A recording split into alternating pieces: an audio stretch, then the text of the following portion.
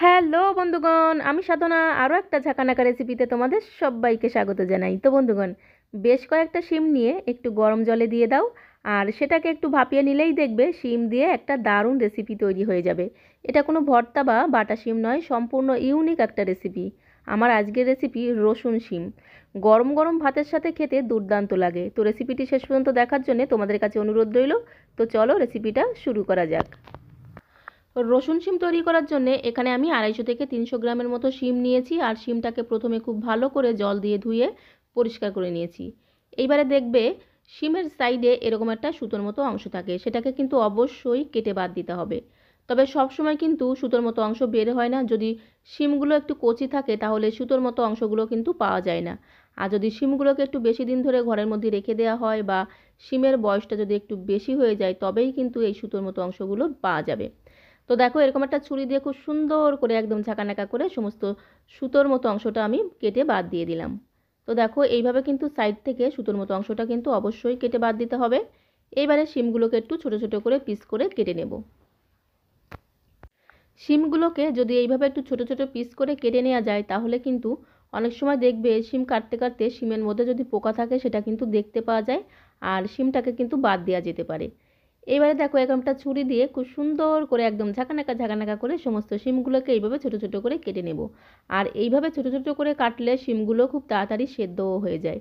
সমস্ত শিমগুলোকে দেখো খুব সুন্দর সুন্দর করে একদম ছোট ছোট করে কেটে নিয়েছি। এবারে একটি প্লেটে আমি তুলে নেব, তারপরে চলে যাব কড়াইয়ের কাছে।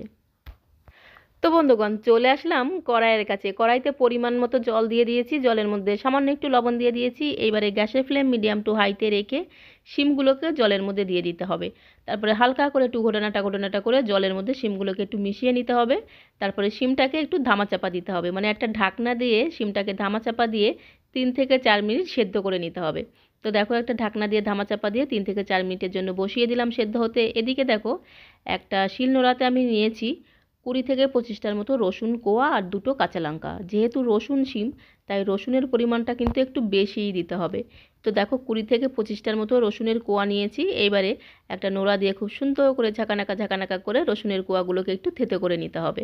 রসুনের কোয়া থেতো করে নিয়েছি, সঙ্গে 2টো কাঁচা লঙ্কাকেও কিন্তু এইভাবে একটু ঝাঁকানাকা করে থেতো করে নিতে হবে। তো রসুনটাকে কিন্তু বাটলে হবে না, এইভাবে কিন্তু থেতো করে দিতে হবে। তো দেখো রসুনটাকে থেতো করা হয়ে গেল। এইবারে আবারও চলে যেতে হবে কড়াইয়ের কাছে। 3 থেকে 4 মিনিট খুব ভালোভাবে শিমটাকে সেদ্ধ করে নিয়েছি। তো দেখো ঢাকনা তুলে নিয়েছি, শিমগুলো খুব ভালোভাবে সেদ্ধ হয়ে গেছে। এইবারে একটা ঝাঁঝরি হাতা দিয়ে খুব সুন্দর করে একদম ঝাঁকানাকা করে শিমটাকে এইভাবে জল ঝরিয়ে অন্য একটি পাত্রে তুলে নেব। এইভাবে সেদ্ধ করা শিমগুলোকে খুব সুন্দর করে একদম ঝাঁকানাকা করে একটা ঝাঁঝরি হাতা দিয়ে জল ঝরিয়ে অন্য একটি প্লেটে তুলে নিলাম।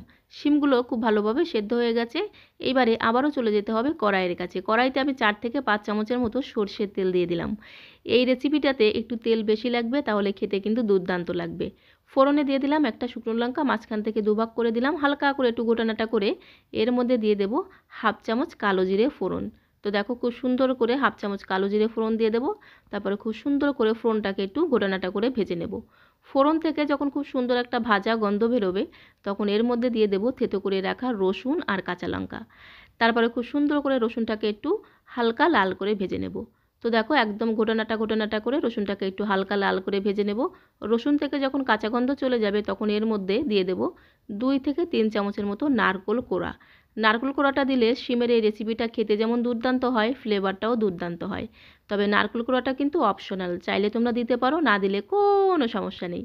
তো নারকেলটাকে দিয়ে একটু ঘোটানাটা করে নিলাম। তারপরে একটা বড় সাইজের পেঁয়াজকে এইভাবে একটু ঝিরিমিরি করে কুচিয়ে রেখেছিলাম, সেই ঝিরিমিরি কুচনো পেঁয়াজটা দিলাম। তারপরে খুব সুন্দর করে ঘোটানাটা করে সমস্ত কিছুকে একটু লাল লাল করে ভেজে নেব।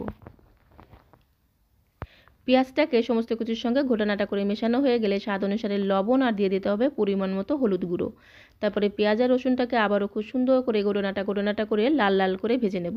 তো দেখো পেঁয়াজ আর রসুনটাকে লাল লাল করে ভেজে নিয়েছি। এইবারে এই সময় এর মধ্যে দিয়ে দিতে হবে 2টো কাঁচা লঙ্কা, আর দিয়ে দেবো সেদ্ধ করে রাখা শিম। তো দেখো শিমগুলোকেও দিয়ে দিলাম। তারপরে খুব সুন্দর করে ঘোটানাটা করে মিশিয়ে নিতে হবে। শিমটাকে সমস্ত কিছুর সঙ্গে খুব সুন্দর করে ঘোটানাটা করে মেশানো হয়ে গেলে এইভাবে খুন্তি দিয়ে শিমটাকে একটু চেপে চেপে আধ ভাঙা করে দিতে হবে। শিমটাকে কিন্তু বেশি ভাঙা যাবে না, একটু এইভাবে হালকা করে চেপে চেপে আধ ভাঙা করে দিতে হবে, তাহলে শিমের এই রেসিপিটা খেতে কিন্তু দুর্দান্ত লাগে। তো দেখো শিমটাকে আধ ভাঙা করে আমি ভেঙে নিয়েছি। এইবার এর মধ্যে দিয়ে দেবো 1 চামচ কালো সর্ষে বাটা। সর্ষে বাটার সময় সর্ষের মধ্যে কোনো রকম লবণ বা লঙ্কা দিইনি, প্লেনভাবে কিন্তু সর্ষেটাকে বেটেছি। তো 1 চামচ কালো সর্ষে বাটা দিলাম, এতে কিন্তু খুব সুন্দর একটা টেস্ট হবে আর ফ্লেভারটাও দুর্দান্ত হবে।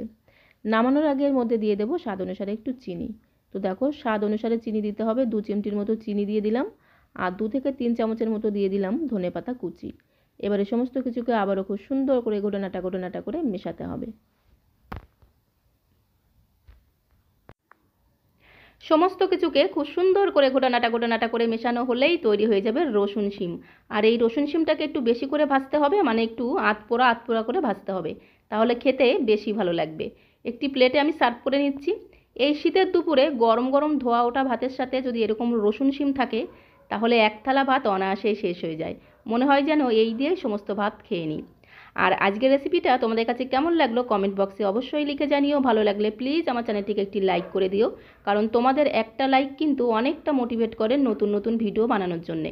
হাতে সময় থাকলে একটা শেয়ার করে দিও।